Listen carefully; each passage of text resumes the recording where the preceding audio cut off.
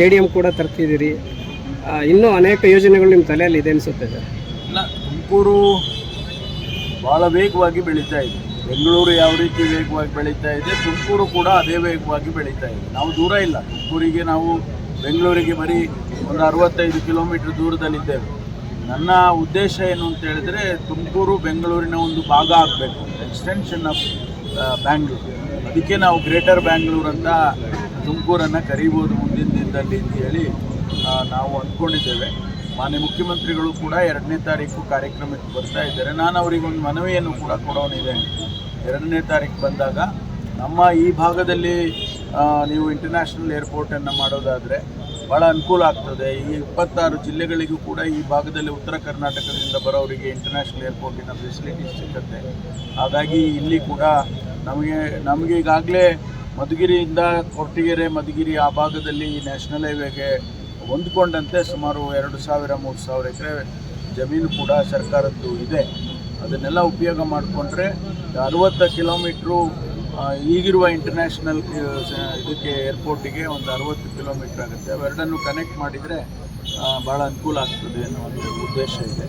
ಅದನ್ನು ನಾನು ಅವರಿಗೆ ಮನವಿಯನ್ನು ಸಲ್ಲಿಸ್ತೇನೆ. ಸರ್, ಜಿಲ್ಲೆಯ ಅಭಿವೃದ್ಧಿಗೆ ಕ್ಯಾಬಿನೆಟ್ನಲ್ಲಿ ಸ್ಪರ್ಧೆಗೆ ಬಿದ್ದಿದ್ದೀರಾ. ನಿಮ್ಮ ಕ್ಯಾಬಿನೆಟ್ಟಲ್ಲಿ ಸಚಿವರ ಜೊತೆ ಸ್ಪರ್ಧೆಗೆ ಬಿದ್ದುಬಿಟ್ಟಿದ್ದೀರಾ ಜಿಲ್ಲೆ ಅಭಿವೃದ್ಧಿಗೆ. ಈಗ ಮೆಟ್ರೋ ಥರ ವಿಚಾರ ಇರ್ಬೋದು.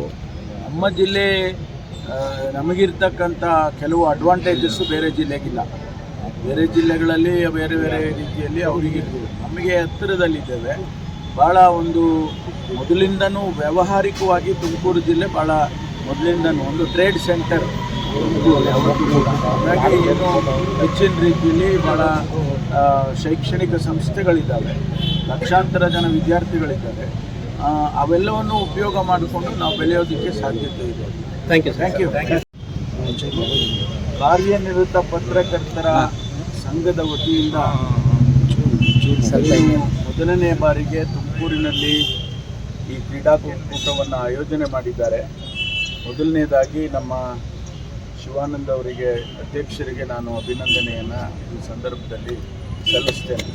ಅವರು ತುಮಕೂರನ್ನು ಆಯ್ಕೆ ಮಾಡಿಕೊಂಡು ತುಮಕೂರಿನಲ್ಲಿ ಮಾಡಬೇಕು ಅಂತೇಳಿ ತೀರ್ಮಾನ ಮಾಡಿದ್ದೇ ನಮ್ಮೆಲ್ಲರಿಗೂ ಕೂಡ ಒಂದು ಸಂತೋಷ ಅಂತೇಳಿ. ಈ ಸಂದರ್ಭದಲ್ಲಿ ಈ ಒಂದು ಜ್ಯೋತಿಯನ್ನು ಇಡೀ ಜಿಲ್ಲೆಯಲ್ಲಿ ತೆಗೆದುಕೊಂಡು ಹೋಗಿ ಒಂದು ರೀತಿಯ ಶಾಂತಿಯ ಸಂದೇಶವನ್ನು ನೀವು ಮಾಡ್ತಾ ಇದ್ದೀರಿ ಅಂತೇಳಿ ನಾನು ಅಂದ್ಕೊಳ್ತೇನೆ. ಯಾವಾಗಲೂ ಕೂಡ ಈ ರೀತಿ ಜ್ಯೋತಿ ಎಲ್ಲ ಜಿಲ್ಲೆಗಳಲ್ಲಿ, ರಾಜ್ಯದಲ್ಲಿ ಹೋಗುವಂಥ ಸಂದರ್ಭ ಏನಾದರೂ ಒಂದು ಭಾಳ ಪ್ರಾಮುಖ್ಯವಾದಂಥ ಉದ್ದೇಶ ಇರುತ್ತೆ. ಈ ಉದ್ದೇಶ ನಿಮ್ಮದು ಒಂದು ಸಮಾಜದಲ್ಲಿ ಒಂದು ಶಾಂತಿ ಇರಲಿ, ಸಹೋದರತ್ವ ಭಾವನೆಯಿಂದ ನಾವೆಲ್ಲ ಬಾಳಬೇಕು ಅನ್ನುವಂಥ ಒಂದು ಸಂದೇಶವನ್ನು ನೀವು ಎಲ್ಲರಿಗೂ ತಿಳಿಸ್ತೀರಿ ಅಂತೇಳಿ, ಆ ಕ್ರೀಡೆಯ ಮನೋಭಾವನೆ ಎಲ್ಲರಿಗೂ ಬರಲಿ ಅನ್ನುವಂಥ ದೃಷ್ಟಿಯಿಂದ ಇವತ್ತು ನಾವು ಭಾಳ ಸಂತೋಷದಿಂದ ನಾವು ಈ ಜ್ಯೋತಿಯನ್ನು ಉದ್ಘಾಟನೆ ಮಾಡಿದ್ದೇನೆ. ಈ ಕಾರ್ಯಕ್ರಮಕ್ಕೆ ನಮ್ಮ ಸ್ಥಳೀಯ ಶಾಸಕರಾದ ಜ್ಯೋತಿ ಗಣೇಶ್ ಅವರು, ನಮ್ಮ ವೈಸ್ ಚಾನ್ಸಲರ್ ಅವರು ಮತ್ತು ನಮ್ಮ DC ಅವರು, ಜಿಲ್ಲಾಡಳಿತ ಪ್ರಭು ಅವರು, ಅಶ್ವಥ್ ಕೂಡ ಭಾಗವಹಿಸಿದ್ದಾರೆ. ನನಗೆ ಇದಕ್ಕೂ ಕೂಡ ಒಬ್ಬ ಕ್ರೀಡಾಪಟುವಾಗಿ, ಮಾಜಿ ಕ್ರೀಡಾಪಟು ಆಗಿ ಭಾಳ ಸಂತೋಷ. ನಿನ್ನೆ ಕೂಡ ನಾವು ಒಂದು ಮಿನಿ ಒಲಿಂಪಿಕ್ಸನ್ನು ರಾಜ್ಯದಲ್ಲಿ 3ನೇ ಬಾರಿಗೆ ಆಯೋಜನೆ ಮಾಡಿದ್ದೆವು. ಸುಮಾರು 5,000 ಮಕ್ಕಳು ಅಲ್ಲಿ ಭಾಗವಹಿಸಿದ್ರು.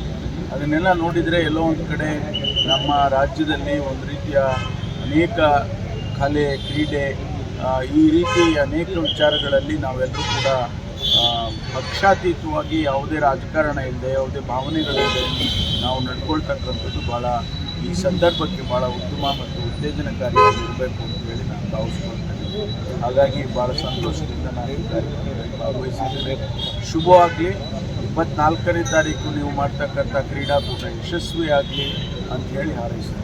ಸರ್, ನಿಮ್ಮ ಅವಧಿನಲ್ಲಿ ಅನೇಕ ಮೊದಲುಗಳಿಗೆ ಕಾರಣರಾಗ್ತಿದ್ದೀರಾ.